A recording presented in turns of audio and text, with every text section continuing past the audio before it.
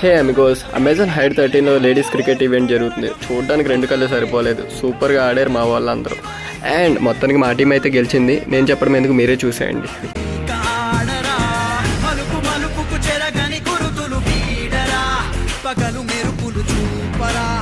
వయసు సగముగా మారిపోయి ఓడెరా.